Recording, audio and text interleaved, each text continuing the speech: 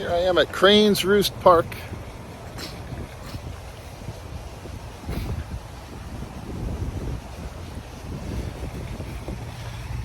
Kind of cool today. It was 87 yesterday. My brother out in Oklahoma, who also works for the post office, sent me a picture, and I saw he had his jacket and everything on, and I asked him what the temperature was there. He said it was in the 40s. And they'd had some really hard freezes the last couple of nights. But we had the cold front finally push through here in Florida.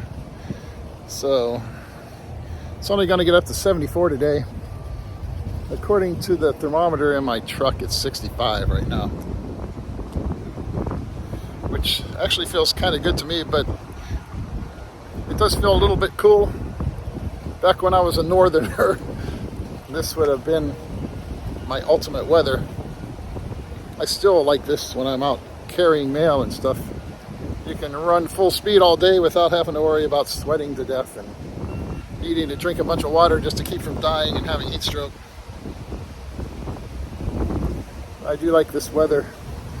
I've been seeing a lot of pictures from photographers up in Pittsburgh, in that area where I'm originally from.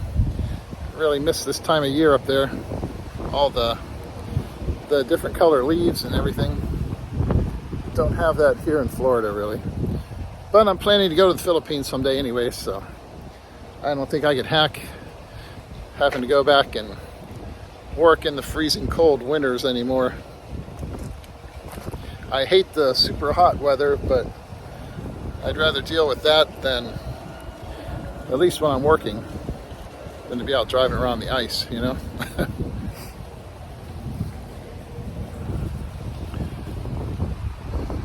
But I just wanted to come out here for a little change of scenery since I'm off work today. I could have used this weather yesterday while I was out delivering mail, but it's been a hot, hot summer.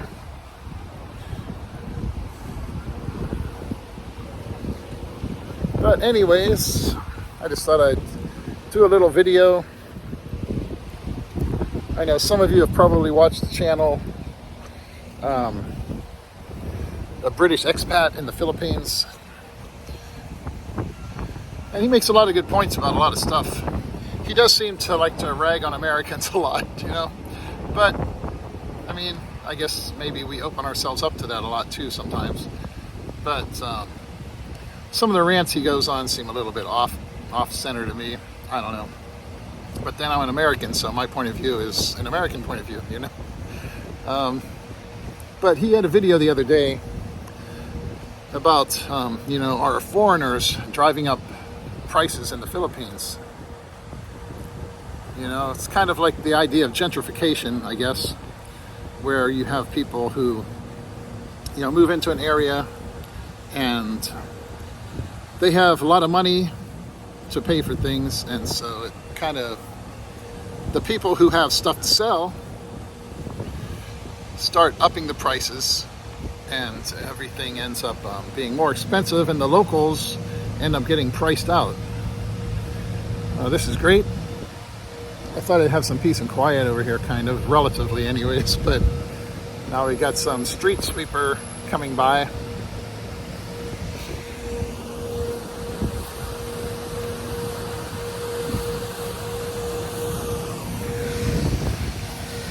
Making noise.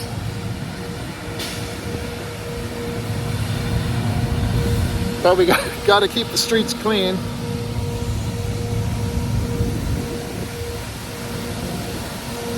I think I'll wait a couple of seconds here for him to clear out.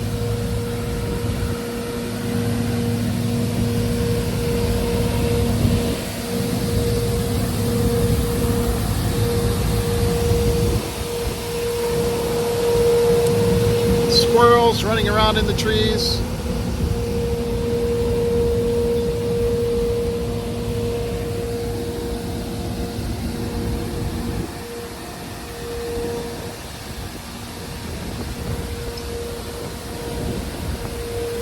I was gonna say, I hope that's not another one coming up the street after him, but it's not. Anyways, I don't know what that was like. on the audio here. I guess I'll find out later. But the idea of gentrification, where you've got people that move into a neighborhood and up the prices, I actually see this a lot where I work. I work in Winter Park, just to the north of Orlando, and you know, certain areas of it at least are pretty wealthy. I remember seeing one time in an Orange County magazine or something like that, that in Winter Park, probably over half of the really super expensive houses in the whole county are in Winter Park. And there are a lot of rich people. You know, you got athletes, lawyers, politicians, and various other assorted people with a ton of money. And even in some of the neighborhoods down in close to like the post office where I work out of, closer to downtown, there's an area that was historically, you know, basically a black area. And compared to when I started working here over 12 years ago, even in that time, you can see such huge changes. Developers have bought up land, come in, put up huge cramped condos and, you know, like little houses. I practically call them condos considering how close to each other they are. And the starting price, you know, is like over $800,000, stuff like that. Everything in Florida is getting more expensive, but especially in places like Winter Park, you know, it goes up, up, up. And I was carrying a part of a route over there in that neighborhood for some overtime a while back. There's one guy over there that has a sign up in his yard, "Stop the sellout." You've got a lot of these people that are selling those houses, and which is tempting to do, obviously, if you have a piece of property and suddenly it's worth huge amounts of money. You know, some of the older people who have lived there are dying off, and their children have a chance. You know, they don't see any future there in that area. They've got an older house that they can't afford really to fix up or anything. They could take out a mortgage on it, but how are they going to pay it back if they don't have a really good job and all of that, you know? And in the meantime, you've got people who are willing to come in and pay you just crazy amounts of money just so they can tear down what is there and put up some big new McMansion, you know? And you see it when you're out there. You've got these young white families that have moved in with a good bit of money from whatever source it is, whether it's a job or, you know, inheritances and so forth. And they want to be close to the action, close to downtown Winter Park and Park Avenue and stuff, where all the restaurants and art festivals and stuff always are. And the Winter Park Village, that area, all the shops and restaurants. And you see these big giant houses with these young white couples and their little kids. And then you've got the older, small houses with the traditionally black neighborhoods. And those people are being priced out of the market. They can't afford to live there anymore, you know? So it's a valid point that these things happen. The question about whether or not foreigners are making that happen in the Philippines, I don't know. There are certain areas like Dumaguete, I guess, which have become enclaves. There goes a guy in his Lexus speeding along over the speed bumps. He must be in a hurry to take a shortcut around the traffic lights. 15-mile-an-hour speed limit. He's doing 45, 50. Don't run over any pedestrians, hopefully. But in Dumaguete and places like that, where you've got basically, you know, large enclaves of foreigners with money to throw around and push up the rents, I can see where something like that is a possibility. I hope the wind's not blowing too hard right now on the microphone on this phone. Getting a little chilly with the wind, actually. But in certain other areas, if you've only got a few foreigners around, like he was talking about people moving in and building big homes, and as if the only reason for doing it is as an edifice to ourselves and what we've managed to accomplish in life. I don't see how that's really going to drive up the prices that much. You've got the locals there who, many of them are becoming more successful and making money and driving up prices. But as one person commented on his video that he was that he did when he was talking about this.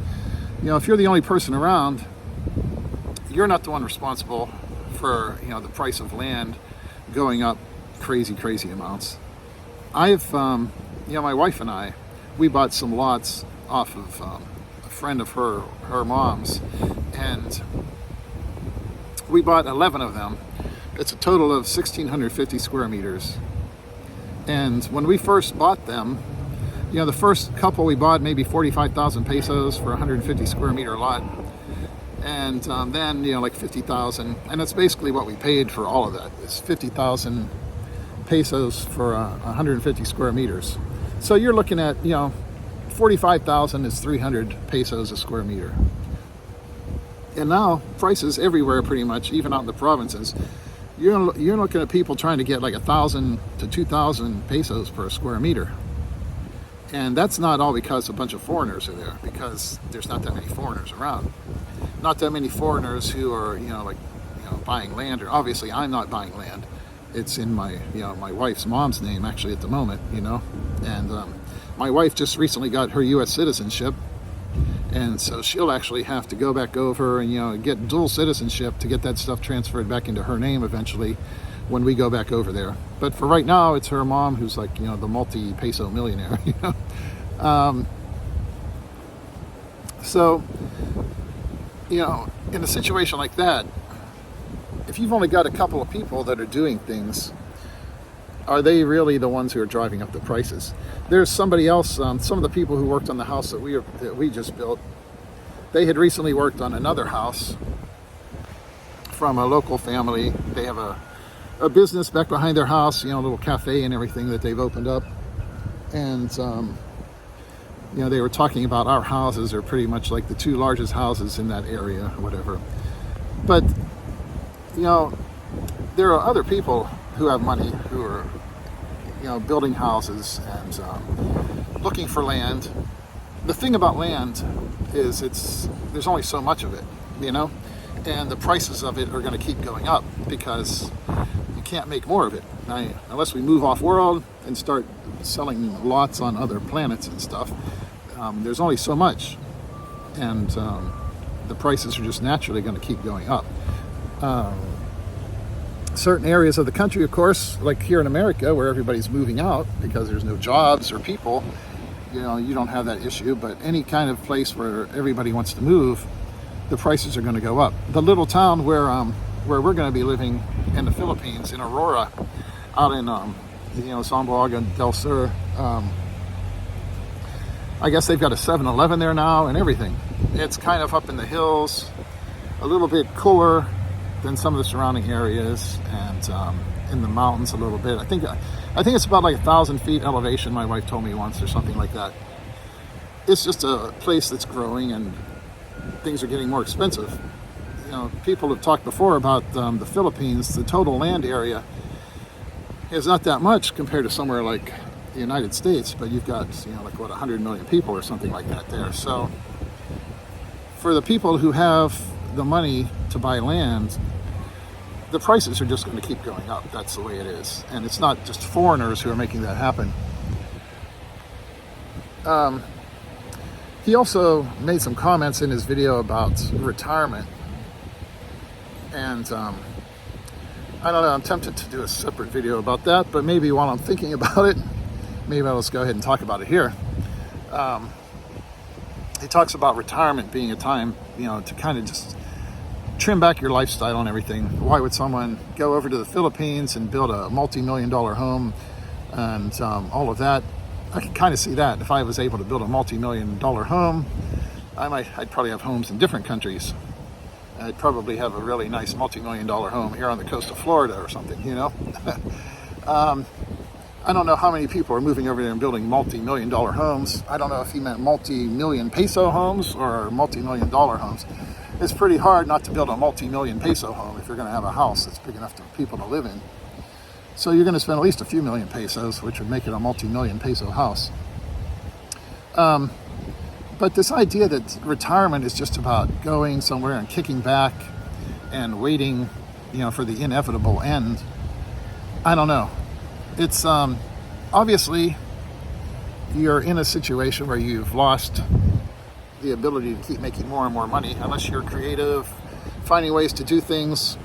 You see a lot of those old timers over there who are, putting forth the effort to get up every day and put out YouTube videos. They're not doing that just because to keep busy. Some of them maybe keep their mind active and have something to do, but a lot of these people are trying to supplement, what limited income they have. And so having that limited income, you don't have the ability like you did when you were younger to just make more money if you need to go out and get a job. And you're in a stage in life where health issues arise and so forth, and you don't have the strength and energy. So yeah, you want to sit down and chill and relax and so forth. But retirement means different things to different people. Not everybody can go and just, run around the world vacationing and seeing all the spots they always wanted to see. So it is going to be more of a relaxed time, not having to get up every day and go to work, and just run to pay the bills. And it is nice, the thought of getting away from that rat race, and just especially in your place like here in Florida, where everything just keeps getting more and more and more expensive all the time. And having to go out and work, get up every day, go through the same routine. And on the other hand, I guess I should be happy probably with my job at the post office. I had some years where I did mainly supervisor kind of stuff, but being back out carrying mail, at least I'm active and trying to stay healthy. I just turned 60 the other day, so I could probably use the exercise every day, keep moving until I finally do retire. And even after I retire, I plan to keep up some decent exercise and so forth and keep myself busy. I had, actually, I don't know what's today, the 1st of November. The 2nd of November, 2 years ago, I had hernia surgery, And I had, like 7-8 months of sick leave saved up at work. So I stayed home for like 5 weeks. Figured no point in pushing it, going back and, lifting heavy packages and stuff and, bending and twisting all day to push things and take the chance of re-injuring it, give it time to heal well. And really after the first couple of weeks though, man, I was sitting around bored, once you get used to just going all the time. And it was tough. I mean, after the first couple of days, really, I was out walking around the apartment complex where I live. And, you want to stay moving. Don't, let that stuff just all sit there and get scar tissue or whatever, after they put in that mesh. But, when I retire, I'm sure it'll be nice if I go over to the Philippines and chill out for a while and just, get used to being there again. But there's going to be plenty of things I want to do. I don't plan on running around doing all the crazy stuff that I do here necessarily and to that level of activity all the time. We'll have a life over there, with my wife and our nieces and everybody doing things there that we need to focus on. But retirement, for a lot of people is not just sitting around waiting for the end. And to try and act like, if you're retired, you shouldn't be spending money or whatever, don't have a big house. You need to have a house that's comfortable enough to live in. If it's a little bit different from all the people who are around you, I was actually going to make a video about all the chismus and stuff you need to be ready for if you build a house over there, but my wife kind of talked me out of that because you don't want to offend people, But, no matter what you do in the Philippines, people are going to have the chismus about you, especially if you're a foreigner. Nothing you can do is right. For us, when we bought that land over there before, people were like, why aren't they building a house for her mom? If they can spend the money on land. You start building a house, if it's too small of a house, they'll be like, well, what, they don't love her mom? Like, why don't they build her a house, a nice house? They got money, they're living in America, working. If you build a bigger house, crying about, what, are you trying to impress people? Do you need to build that big a house? So, you can't win. If you're going to live your life worrying about what people are going to say about you and just trying to blend in and avoid the chismus, you might as well forget it. Because the people who are like that, that's their life, that kind of chismus and talking about other people and not having a life of their own. So trying to run down other people. That's just the way they are. And that's not on you. That's on them, you know? But anyways, I see this video is like 20 minutes long now. So that's enough of my thoughts for today right now. Actually getting kind of chilly here. But yeah, I don't think personally that it's you know, foreigners driving up the prices in the Philippines. That's a subject for debate, I guess. But those are just my thoughts on that. Kind of a response to that. Lots of people, you know, there are a lot of foreigners in the Philippines who, I mean, you've got two different kinds, it seems like. You see a lot of these YouTubers who are over there, you know, the clickbait titles, you know, the little photos they show to get your attention of scantily clad, skinny little girls. And then on the other hand, you've got the people who want to say, oh, look, I'm in the Philippines. Everything is perfect. I'm surrounded by beautiful, happy people. Life is so great over here.